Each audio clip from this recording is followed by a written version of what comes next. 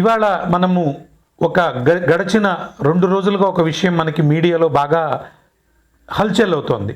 So ఒక రాష్ట్ర స్థాయి అధికారుడి, రాష్ట్ర స్థాయి యొక్క ముఖ్య వ్యక్తి అయినటువంటి చంద్రబాబు నాయుడు గారి నోటి వెంట పవిత్రమైన శ్రీవారి లడ్డూలో జంతువులకు సంబంధించిన కొవ్వు పదార్థాలు కలిశాయి, లడ్డు అపవిత్రమైపోయింది అని ఆయన నోటి వెంటే ఒక స్టేట్మెంట్ రిలీజ్ అవ్వటంతో దీని గురించి అన్ని హిందూ సమాజంలో ఉన్న అందరు వ్యక్తులతో పాటు మీడియాలో ఉన్న అందరు వ్యక్తులు కూడా దీని గురించి చర్చలు, వాదోపవాదాలు, భిన్న భిన్న కథనాలు ఇవన్నీ వస్తూ ఉన్నాయి.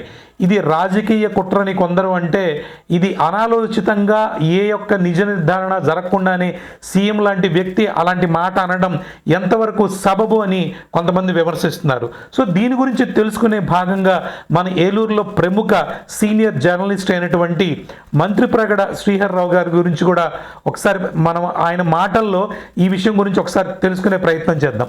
శ్రీహర్రావు గారు, మీరు ఆల్రెడీ జర్నలిస్ట్గా ఉన్నారు, మీడియాలో వార్తలన్నీ చూస్తూనే ఉన్నారు, పైగా మీరు హిందూ ధార్మిక సంస్థలలో కూడా కొన్ని సంస్థలలో పనిచేసి ఉన్నారు, ఎన్నో సంవత్సరాలుగా వాటి కృషికి కూడా చేస్తున్నారు.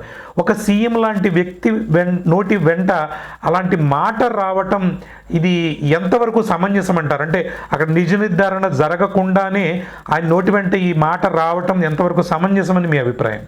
నిజ నిర్ధారణ జరగలేదు అనేది మీ అభిప్రాయం ఉండొచ్చు, కానీ తిరుపతి దేవస్థానం ఈవోగా చెప్పారు కాదంటే ఆయన టెస్ట్ చేస్తే ల్యాబొరేటరీ రిపోర్ట్లో ఈ లడ్డూలో వెజిటబుల్ ఫ్యాట్ కలిసిందని రిపోర్ట్ వచ్చింది అని ఆయన చెప్పినట్టుగా ఒక సర్టిఫికేట్ కూడా చంద్రబాబు నాయుడు గారు అందజేశారని తెలిసింది. చంద్రబాబు గారి నోటముట మరి వెజిటబుల్ ఫ్యాట్ కాస్త యానిమల్ ఫ్యాట్ ఎందుకైందో తెలియదు. పైగా ఏంటంటే ఇది ప్రజల నోట్లో ప్రజలకు కావాల్సిన అందరి లడ్డు చంద్రబాబు నాయుడు గారి చేతికి దొరికింది. ఆ లడ్డు ఏంటంటే ఈ లడ్డూతోటి జగన్మోహన్ రెడ్డిని ఇంకా అన్పాపులర్ చేయాలనే ఆలోచన ఉన్నట్టు కనపడుతోంది. కానీ ఆ లడ్డూయే ఆయన చేసిన ఈ ప్రయత్నం వల్ల ఇవాళ తిరుపతి లడ్డు యొక్క ప్రతిష్ట దిగజారిపోయి అమ్మకాలు పడిపోయి తిరుపతి దేవస్థానం యొక్క ఆర్థిక వ్యవస్థ ఈ 2 రోజుల్లోనే కుప్పకూలిపోయి ప్రశ్నార్థకంగా మారిపోయింది. మరి ఈ విషయం ఎందుకంటే కేవలం చంద్రబాబు నాయుడు గారు అనాలోచిత ప్రకటన వల్ల ఇది జరిగిందని నేను అనుకుంటున్నాను, అందరూ అనుకుంటున్నారు. రాష్ట్ర వ్యాప్తంగా, దేశవ్యాప్తంగా కూడా తిరుపతి లడ్డుకి ప్రాముఖ్యత ఉంది, అసలు పేటెంట్ హక్కు ఉంది. ఈ లడ్డు తయారు చేసేది పూర్వం నుంచి కూడా ఒక తిరుపతి దేవస్థానం మాత్రమే. తర్వాతి కాలంలో ఏదో అమ్మకం వస్తువు కింద మంచి డిమాండ్ ఉన్న సరుకు కింద మారి ప్రసాదం కన్నా కూడా ఒక స్వీట్ కింద మారిపోయి ప్రతి గుళ్ళో కూడా ఇంచుమించుగా అన్ని గుళ్ళల్లో పూర్వం విష్ణాలయంలో మాత్రమే లడ్డు తయారు చేసి ఇచ్చేవాళ్ళు. ఇప్పుడు అన్ని దేవాలయాలు, శివాలయాలు, అవి ఇవి చిన్న చిన్న ఊళ్ళో ఉన్న చిన్న టెంపుల్స్ అందరూ కూడా ఈ లడ్డూలు తయారు చేసి అమ్ముకోవడం, 5 రూపాయలకి తయారైతే 10 రూపాయలకు అమ్మేసుకోవడం, ఇలా అన్ని చోట్ల ఈ లడ్డు ప్రసాదం అనేది అన్ని చిన్న పెద్ద అన్ని కూడా ఒక ప్రధాన ఆదాయం కింద మారిపోయింది. ఇవాళ చంద్రబాబు నాయుడు గారి యొక్క అనాలోచిత ప్రకటనతో మొత్తం అన్ని గుళ్ళల్లో కూడా లడ్డు అంటే భయపడే పరిస్థితి ఏర్పడింది. లడ్డు కొనాలంటేనే తిరుపతి ఉచితంగా ఇచ్చారు తీసుకునే పరిస్థితి కనబడుతుందా. అలాంటి దుస్థితి ఇవాళ అనుకోకుండా దాపరించింది. ఇది మీరు చూస్తే చిన్న చిన్న దేవాలయాలు కూడా, రామచంద్ర వెంకటేశ్వర గుడిలో కూడా మీకు తెలుసుంటే పూర్వం పులిహారలో తేడా వచ్చిందని అప్పటి అయ్యంగారు గారు కేసు పెడితే మన సిడిఎన్ మన ఇది ఉంది కదా కోర్టు, దాన్ని ఏమంటారు కన్స్యూమర్ కోర్టు పిలిచి వార్నింగ్ ఇచ్చి ఆ తప్పు జరగకుండా వాళ్ళకి గట్టి వార్నింగ్ ఇచ్చి దేవస్థానం వాళ్ళని మందలించింది. అలాంటి పరిస్థితి ఉన్నప్పుడు ఏదన్నా సరే ఒక విషయం జరిగినప్పుడు నిజంగా జరిగిందో లేదో జగన్ అంతవరకు జగన్మోహన్ రెడ్డి బాధ్యుడు అనేది మనకు తెలియదు. అది ఏదైనా ఒక ఎంక్వైరీ కమిషన్ ద్వారా ఆడంటున్నారుగా సిబిసిఐడియో లేకపోతే సిట్టో ఏదో చేయాలి, సిట్టింగ్ జడ్జి ఏదో సుప్రీంకోర్టు జడ్జి ఏదో చేయాలన్నారు. ఏదైనా ఒక ఎంక్వైరీ జరిగి నిజంగా అప్పట్లో ఎవరెవరు బాధ్యులు, అసలు ఈ సంస్థని నందిని నుంచి మరి ఆహానయ్య కంపెనీ మార్చారనేది ఎందుకు మారింది, వాళ్ళు చేసిన ఇది ఎవరి వల్ల ఎవరిటైనా మారింది, ఎందుకు మారింది అనే దాన్ని అసలు మూలకం స్టార్ట్ చేస్తే అన్ని విషయాలు బయటకు వస్తాయని నా అభిప్రాయం. ఇవాళ ఈ యొక్క చర్చలు కానీ ఇవన్నీ చూస్తుంటే ఓన్లీ దేవుడి లడ్డు అపవిత్రమైపోయింది అన్న బాధ భక్తుల్లోకి ఉంది, కానీ మిగిలిన రాజకీయ వేదికల్లో మాత్రం ఇది కక్ష సాధింపు చర్యలుగాను పొలిటికల్కి వార్ కింద తయారైంది. సాక్షాత్తు తిరుమల శ్రీనివాసుడి యొక్క లడ్డు విషయంలో జరిగిన అపరాధం ఉంటే కనుక నిజంగా ఎవరైనా వాళ్ళు పూర్తి శిక్షార్హులు అనేది అందరి అభిప్రాయం, కానీ ఈ పొలిటికల్ వారే పెద్దదైపోతుంది అని చెప్పి చాలామంది భక్తులు కూడా అంటున్నారు. దీని గురించి ఒక సీనియర్ పాత్రికేయుడిగా మీరేం సమాధానం చెప్పగలరు? భక్తులు అనుకోది ఒకటేనండి, అసలు భక్తులంతా అయోమయంలో పడిపోయారు. ఇది నిజమా కాదా అసలు ఇది తేలకుండానే ఎవడికాడు ఈ లడ్డు పుచ్చుకుని రాజకీయ నాయకులందరూ కూడా అన్ని పార్టీల వాళ్ళు కూడా ఎక్కడ వెనకబడిపోతాము అని లడ్డు మీద చర్చించడం తప్పించి ఇది ఎంతవరకు వాస్తవం, లడ్డు గురించి ఎంత ఆలోచన చేయాల్సిన అవసరం ఉంది, నిజంగా లడ్డు తప్పు జరిగి ఉంటే, నిజంగా అంత ఏహ్యమైన పని జరిగి ఉంటే నిజంగా ఎవరైనా సాక్ష్యం ముందు మొట్టమొదటిగా దాన్ని ప్రాథమికంగా విచారణ చేయాలి. ఏదో ఈవో గారు ల్యాబ్ రిపోర్ట్ అన్నారు, ఇవాళ మళ్ళీ సాయంత్రం ఇంకోటి వచ్చింది, అది మన అమూల్ వాడు ఘీ సప్లై చేశారని ఒక రాజకీయ నాయకుడు ఏదో స్టేట్మెంట్ ఇస్తే అమూల్ వాడు ఖండించారు. మాకేం సంబంధం, ఎప్పుడు అమూల్ ఘీ మేము ఇవ్వలేదు, కానీ మా అమూల్ ఘీ చాలా స్ట్రాంగ్గా ఉంటుంది, గట్టిగా ఉంటుంది, మేము ఎప్పుడైనా సరే టెస్ట్ చేసుకోండి, మేము ఎంతవరకు తిరుపతి దేవస్థానానికి అమూల్ ఘీ ఇవ్వలేదు, అమ్మలేదు అని ఆర్ట్ స్టేట్మెంట్ ఇచ్చారు. అలాగే మెడ్రాస్లో ఆర్కే నెయ్యి అని ఏదో ఉంది, వాళ్ళు సప్లై చేశారు ఏఆర్ నెయ్యి, వాడు సర్టిఫికేట్ సమర్పించారు, మేము ఇచ్చిన నెయ్యి జెన్యను, ఇది మా ల్యాబ్ రిపోర్ట్స్, మీ తీసుకెళ్ళి ఎక్కడైనా చూపించుకోండి, టెస్ట్ చేసుకోండి, సవాల్. ఇదేదో పొలిటికల్గా రాజకీయంగా కక్షలు పెంచుకొని ఎవరి మీద చేసుకుని మా మీద బరువు చల్లుతున్నారు. మేము ఇచ్చిన నెయ్యి నెంబర్ 1 నెయ్యి, దేవుడు చేసే సప్లై నెయ్యిలో తేడా లేదు, మీరు కావాల్సి ఎవరి చేత ఎక్కడైనా టెస్ట్ చేయించుకోండి అని వాళ్ళు సవాల్ ఇస్తారు. ఇవాళ సామాజిక మాధ్యమాల్లో కూడా రకరకాల పోస్టులు రకరకాలు వచ్చి ఏదో హలాల్ చేయబడిన ఒక కంపెనీ నుంచి కూడా నెయ్యి వస్తుంది అనే సర్టిఫికెట్లు ఇవన్నీ పుట్టిస్తుంటే యాక్చువల్గా హిందూ మతం మీద కానీ లేకపోతే ఇతర మతాల మీద మధ్య గొడవలు రేగే ఇంకా ఎక్కువ ప్రబలే క్రిస్టియానిటీకి హిందూయిజానికి మధ్య ఇంకా మనస్పర్ధలు గ్యాపులు పెరిగే పరిస్థితులు పెరుగుతున్నాయని అనిపించట్లేదా? మీకు విషయం చెప్పనా, ఈ లడ్డు ప్రసాదం మనమే కాదు, క్రైస్తవ సంస్థల్లో కొన్ని చర్చిల్లో కూడా పంచిపెట్టారు, నాకు తెలుసు. అక్కడే కాదు, ముస్లింలు మన సైదాబాద్ కూడా అలాంటి ఉన్నాయి, అలాంటి సంస్థల్లో కూడా లడ్డు ప్రసాదం ఉచితంగా పంచిపెట్టిన రోజులు ఉన్నాయి, చూశాను. బెల్లబూంది ఏంటండి మన పెట్టేది ఇక్కడ, అవును సైదాబాద్ గుడిలో బెల్లబూంది మన లడ్డే కదా, బూందీ ఫార్మేషన్, ఇది రౌండ్ ఫార్మేషన్, రెండే ఒకటే కదా, ఒకటే. అప్పుడు ఇది కూడా మరి దీన్ని కూడా తిట్టాలిగా. అందుకే నాకు తెలుసు ఇతర మతస్థులు ఎవరు ఇందులో కల్పించుకోవట్లా, రాజకీయ రంగే అంటారు, రాజకీయంగానే కొట్టుకుంటున్నా తప్పితే ఇతర మతస్థులు క్రైస్తవులు కానీ మహమ్మదీయులు కానీ ఎవరు కూడా ఇందులో వేలు పెడతల్లా. వాళ్ళు బయట చూస్తున్నారు, మనకేంటి ఆనందంగా ఉంది హిందువులు కొట్టుకుంటున్నారులే, మనం వేరే కల్పించుకోకుండా పోవడం. ముస్లింలను బ్రిటిష్ వాళ్ళు వచ్చినప్పుడు మన హిందూ రాజులే కొట్టుకుని ఒకడొకడు కొట్టుకుని ఈడే రాజ్యాలను ధారాదత్తం చేశారు. అదే పరిస్థితి చరిత్ర పునరావృతం కాకుండా ఉండాలంటే ఇప్పటికైనా అర్జెంటుగా మోడీ గారు కానీ అలాంటి వాళ్ళు కల్పించుకుని దీని మీద ఈ ప్రచారాన్ని ఆపడానికి ఇమీడియట్గా దుష్ప్రచారం ఆపడానికి ఒక సుప్రీంకోర్టు జడ్జిని ఎవరినో వేసి దీని మీద స్టాప్ చేయకపోతే, ఒక సుప్రీంకోర్టు జడ్జి వేశారనుకోండి, అప్పుడు ఈ దుష్ప్రచారం ఆపుతుంది. అవును, లేకపోతే జనం అవుతుంది, లడ్డూలు కొనరు, లడ్డూలు తయారవు, మీకు ఇదేంటి లేకపోతే ఇది ఇంకా పెరిగిపోతుంది. ఇది మత ద్వేషం, మనలో హిందూ మతంలోనే తేడా వచ్చే పరిస్థితి వస్తుంది. మీకు ఇంకొక మాట ప్రస్తావిస్తాను. ఒక 8 నెలల క్రితం శ్రీశైలం దేవస్థానం పులిహార్లో కూడా ఒక ఎముకముక వచ్చింది అని చెప్పి ప్రచారం వల్ల అది అప్పుడు గవర్నమెంట్ కూడా గత గవర్నమెంట్ ఉండేది ఇది.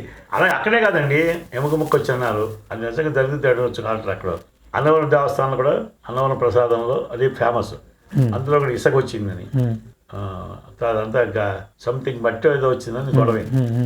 భక్తులు గొడవ చేశారు తప్పితే భక్తులు గొడవ చేసిన దాని మీద వాళ్ళు అన్ని విచారణ చేశారు, దేవస్థానం ఇక్కడ కూడా విచారణ చేశారు, ఏదో మొత్తం కొంతమంది ఏదో సస్పెండ్ చేశారు అనేది జరిగింది. అది అక్కడితో సమస్య పోయింది. అది జగన్మోహన్ రెడ్డి దాకా వెళ్ళి జగన్మోహన్ రెడ్డి గారే ఎముక పుట్టింది అని ఆయన ఎప్పుడు స్టేట్మెంట్ ఇవ్వలేదే. అవును. ఇచ్చాడా? ఇవ్వలేదు. అలా జరగలేదు కదా. అవును. జరిగినప్పుడు ఇది కేవలం ఇప్పుడు మీకు నాకు తెలిసి అంటే రాజకీయ దృక్పథంతో నడుస్తుంది ఇదంతా. ఎందుకు తెలియదు ఇది. కేవలం జగన్మోహన్ రెడ్డి అన్పాపులర్ చేయాలంటే రకరకాలు చేయొచ్చు, కానీ మన ధర్మాన్ని మనమే కించపరుచుకుంటూ అతను ఎవరినో అది క్రైస్తవుడు అనే కాదు తెలియదు మనకి. జగన్మోహన్ రెడ్డి అతన్ని ఏదో మనం అతన్ని కించపరచాలి, అతన్ని డౌన్ చేయాలి అనే దాని అదే మెయిన్ లక్ష్యంతో ముందుకెడతామని ఎంతో సోపు మనం ఆలోచించాలి, పెద్దలు ఆలోచించాలి. అర్జెంటుగా బోడీ గారు ఇందులో కల్పించుకుని దీని మీద ఏదైనా ఆయన నిర్ణయం తీసుకుని ఒక సుప్రీంకోర్టు జడ్జిని నియమించి, సిట్టింగ్ జడ్జిని, ఆయన ద్వారా దీని మీద జరిగినటువంటి ఆహారాన్ని కూడా రాతపూర్వకంగా తీసుకుంటేనే, ఎవిడెన్స్ తీసుకుంటేనే అది నిజమైన బయటకు వస్తుంది. నిజానిజాలు అది కంపెనీ ఎవరు పంపించారు, ఈ వచ్చిన నెయ్యి ఎక్కడి నుంచి వస్తుంది, ఎప్పుడు టెస్టులు చేశారు వీటిని అనే దాని మీద ఒక పటిష్టమైన చర్య మోడీ గారు లాంటి తీసుకోవాలి. ఓకే, ఆఖరిగా ఒక ప్రశ్న. ఇది దేవుడు ఎక్కడైనా ఒకటే, కాకపోతే తిరుమల వాసుడు వాసికెక్కాడు, కలియుగ ప్రత్యక్ష దైవము, వైకుంఠం నుంచే వచ్చి అక్కడ కాలు మోపి భక్తుల యొక్క కష్టాలని కడతీర్చడానికి ఆయన కూడా అన్నాడు, అందుకే వెంకటాచలపతి అయ్యాడు. కానీ ఆయన రూపాలని ఇక్కడ కూడా మనం మన ఊళ్ళల్లోనూ అన్ని చోట్ల దేవాలయాల్లో ప్రతిష్ట చేసుకుని తిరుమలలో ఏ విధంగా అయితే స్వామివారికి నిత్య కైంకర్యాలు జరుగుతాయో, ఏ విధంగా అభిషేకాలు జరుగుతాయో, ఏ విధంగా కళ్యాణోత్సవాలు జరుగుతాయో అన్నీ జరుగుతున్నాయి. మరి ఈ దేవాలయాల్లో వాడే నెయ్యిలు కానీ ఈ దేవాలయాల్లో వాడే నెయ్యిల మీద కూడా ఏమీ ఆరా ఉండదా? ఇక్కడ సబ్స్టాండర్డ్ నెయ్యిలు వాడట్లేదా? మరి ఇవి అపవిత్రం అయిపోవట్లేదా? మరి వీటి గురించి ఎందుకు ప్రస్తావించట్లేదు ఎవరు అనేది కొంతమంది భక్తుల యొక్క ప్రశ్న. నేను అది చెప్దాం అనుకున్నాను, వెళ్ళిపోయింది. నా ప్రశ్న ఏంటంటే, ఇప్పుడు ఎలాగో పెద్ద తిరుపతి దేవస్థానం మీద ఒక అపవాదం వచ్చిందో లేకపోతే ఏదో తెలియదు, ఒక వాదన నడుస్తుంది. కాబట్టి మీరు చెప్పినట్టుగా చంద్రపతి, అంగదుర్గ గుడి, అలా 8-9 పెద్ద గుడులు ఉన్నాయి. లడ్డూలు అమ్మేవి, లడ్డు ప్రసాదం తయారు చేసి అమ్మేవి. అక్కడ కూడా ఏ నెయ్యి వస్తుంది, అసలు పందాలు ఏమిటి, దేని తయారు చేస్తున్నారు, వీటిని ప్రతి నెల కూడా ఆహార కల్తీ వాడు ఉంటారే, ఫుడ్ అడల్టరేషన్, వాడు చెక్ చేయాలి. అసలు వచ్చే నెయ్యి ఎక్కడి నుంచి వస్తుంది వీళ్ళకి, దీని బాధ్యత ఎవరు? మీరు చెప్పినట్టుగా అన్ని చోట్ల ఏ నెయ్యి వస్తుందో మనకి దేవుడికి తెలియాలి. అది మనం స్టాండర్డ్ మనకి తెలియదు, అసలు మనం అనలేము. మీరు అన్నారు, నేను అనలేను. ఎందుకంటే అది గబక్రం అన్నాం అనుకోండి, ఇప్పుడు మన్ని ఇరికిస్తారు, మనం రుజువు చేయాల్సి వస్తుంది. ఆ నెయ్యి ఎటువంటిదో, నెయ్యి నాణ్యతని ఇమ్మీడియట్గా ఒక డిపార్ట్మెంట్ వాళ్ళు కానీ ఎవరో ఒకళ్ళు ప్రతి నెల చెక్ చేయాలి. ఒకరోజు కాదు, మళ్ళీ మరి ప్రతిసారి ఇటు తెస్తారు కదా, 1-2 టన్నులు గుడిలోకి వచ్చిన రాగానే నెయ్యిని, పంచదారని, శనగపిండి, వీటిలో ఏం జరుగుతున్నాయి, మెయిన్ అవే కదా లడ్డుకి. నాణ్యతలు ఎలా ఉన్నాయి, నాణ్యతలో క్వాలిటీని చెక్ చేసి వాడు ఇమ్మీడియట్గా అధికారులకి అక్కడ తెంపుడు చెప్పి ఈ వాడుకోవచ్చు, పర్లేదు, సబ్స్టాండర్డ్ గా లేవు, అనుకున్న ప్రమాణాలకు ఉన్నాయని వాడు సర్టిఫైడ్ చేస్తేనే వాడు వాడితే బాగుంటుంది. లేకపోతే ప్రజల నంబరు ఇంకా మనకు కూడా లడ్డూ సేల్స్ పడిపోతాయి. ఇప్పుడు దేవుడి కోసమనో కాదు, లడ్డూ సేల్స్ ఉంటేనే ప్రధాన ఆదాయం కింద మారిపోయింది. ఇప్పుడు దేవుడికి 3 రకాల ఆదాయం వస్తాయండి. దర్శనం ధర టికెట్ అమ్ముతున్నారు, దర్శన టికెట్ ధర వస్తున్నాయి, ప్రసాదాల ధర కూడా వస్తున్నాయి. అలాగే ఇప్పుడు ఉన్నాయి కళ్యాణ కట్ట, తలనీలాలు ఇవ్వడం కూడా 3 రకాలుగా ఆదాయం వస్తుంది. ఇందులో ఏది తేడా పడిపోయినా కూడా మొత్తం దేవాలయ ఆర్థిక వ్యవస్థ కుప్పకూలిపోతుంది. ఎందుకు అంతే, మనం సెంటిమెంట్ చెప్తా అండి. ఇప్పుడు వెంకటేశ్వర గుడి కంటే లడ్డు కొనమంటే మన ఏలూరులో కొండ ఆలోచిస్తాడు. ఒక సామాన్య భక్తుడు అన్నారే, ఇక్కడ ఏం వాడుతున్నారు అనే సందేహం, మీకు వచ్చిన సందేహమే చాలా మందికి వస్తుంది. వచ్చి ఎందుకు వచ్చింది, మనం లడ్డు కొంటాం ఎందుకో అందులో తేడా వస్తే మనం ఇబ్బంది పడతాం. నిజంగా అందులో కాస్త వాసన తేడా వచ్చినా కూడా, నిల్వ ఉన్న లడ్డులు అమ్ముతాం అనుకోండి, ఆ తేడా వచ్చినా కూడా కంగారు. ఇప్పుడు వాళ్ళ అనుమానం అనేది ప్రజల్లో, భక్తుల్లో అనుమానం అనేది క్రియేట్ చేశారు.